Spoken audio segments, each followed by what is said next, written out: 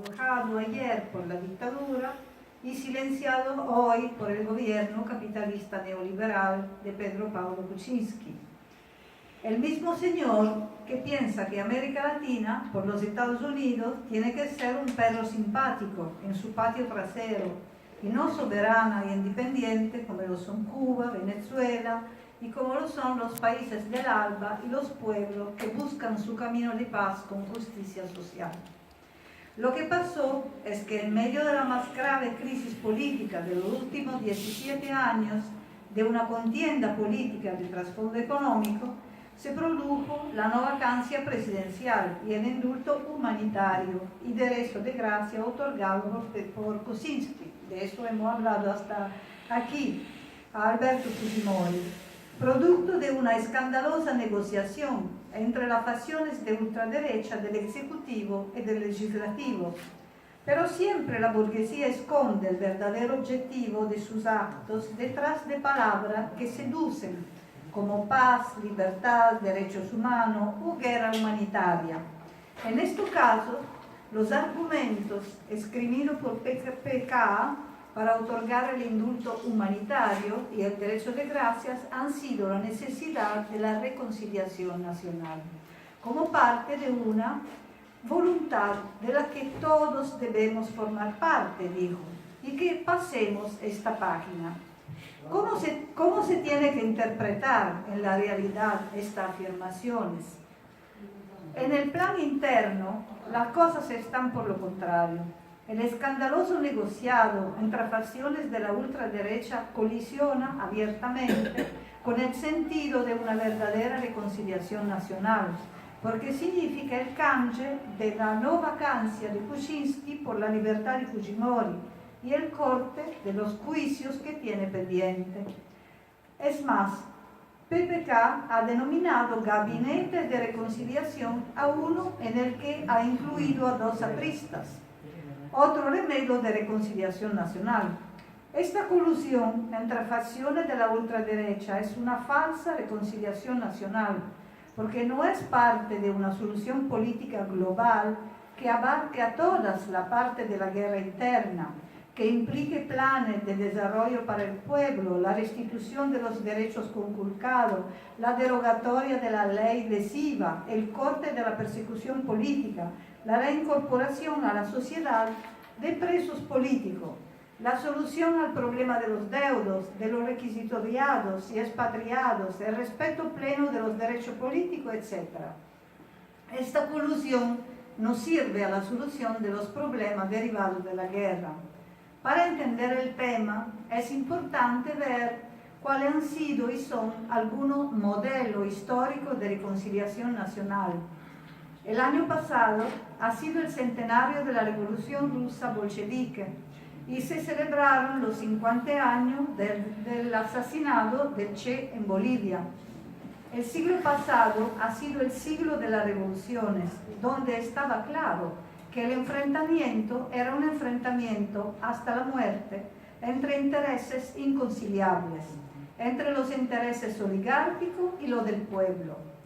Los procesos de reconciliación nacional que se dieron fueron y siguen siendo el resultado de la correlación de fuerza entre sus intereses. Así, en Italia, después de la caída del nazifascismo, no se llegó a una revolución socialista. Las fuerzas de derecha estaban fuertes y la reconciliación nacional no resolvió las causas que producen la guerra y la guerra de clase, o sea, el capitalismo. Todavía Togliatti hizo una amnistía por los fascistas.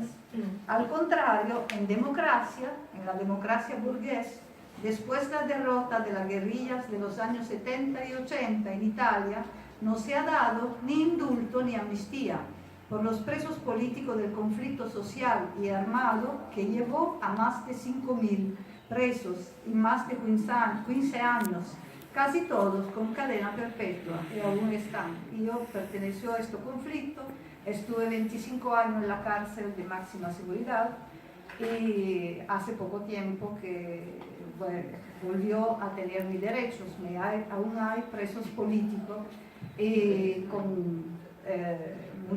con cárcel muy dura, ha habido torturas, todo cóndor de América Latina. Todavía no nos sentimos víctimas. Además, podemos ver un modelo que todos recuerdan cuando se pone una comisión por la verdad y por la reconciliación. Lo de Mandela y de África del Sur. El punto que no se considera con claridad es que este proceso se hizo después una victoria de las fuerzas populares sobre los racistas y el apartheid. Esto es un punto importante. Otro ejemplo han sido por América Latina los procesos de reconciliación hechos después de acuerdos de paz como en El Salvador o en Guatemala. Acuerdos que no han resuelto la causa de la guerra, que no es solamente el silencio de las armas del lado de quienes luchan contra la injusticia. Las comisiones por la verdad no son verdaderas si no establecen que las responsabilidades entre los que oprimen y los oprimidos que reaccionan organizándose no son iguales. Así, hemos visto cuánta diferencia ha habido entre la revolución sandinista en Nicaragua, que buscó recuperar todos los enemigos, y la diferencia entre esto y lo que la destruyeron y vinieron después, lo de Violeta Chamorro y sus padrinos de los Estados Unidos. Así vemos que el proceso de paz en Colombia no se cumple, porque no se hizo desde un punto de fuerza de la izquierda y de los guerrilleros. Y ahorita, después de la entrega de las armas de la FARC en noviembre del 2016, ya 50 exguerrilleros y sus familiares han sido matados en total impunidad, junto con más de 190 líderes sociales y comunitarios. El imperialismo y sus lacayos no respetan los pactos y siempre devuelven la ley por sus beneficios. Los sectores de la burguesía son tiburones entre ellos por la ganancia, pero siempre se juntan cuando se trata de reprimir o de mentir al pueblo. Y como vemos en contra de Venezuela y como lo hemos visto en contra de Cuba, los que lanzan bombas contra las instituciones legítimas, que pero no les gusta el imperio, son pacíficos manifestantes y combatientes por la libertad. Los que luchan por los oprimidos son terroristas. Esto pasa en todo lado del mundo. Esto pasa también en Perú.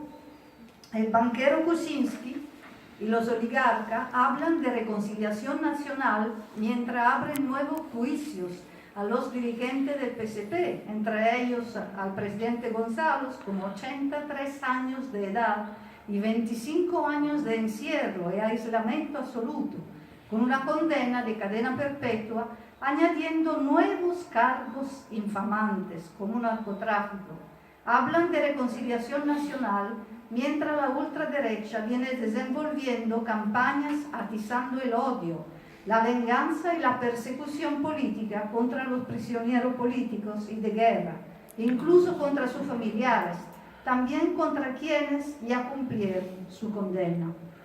Mientras el Estado ha tomado la decisión de encarcelar a los miembros de una organización de izquierda, como el Movadef, abriéndoles varios procesos judiciales. Esto no es legal.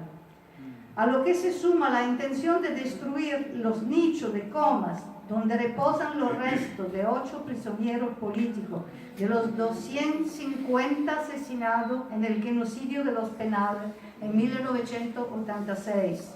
Asimismo, le importa muy poco el pueblo, al que siguen explotando y recortándole sus derechos fundamentales, y no existen planes de desarrollo y reconstrucción de las zonas afectadas por la guerra contrasubversiva, como correspondería si el Estado hubiese reconocido que hubo una guerra con causas económicas, sociales y políticas.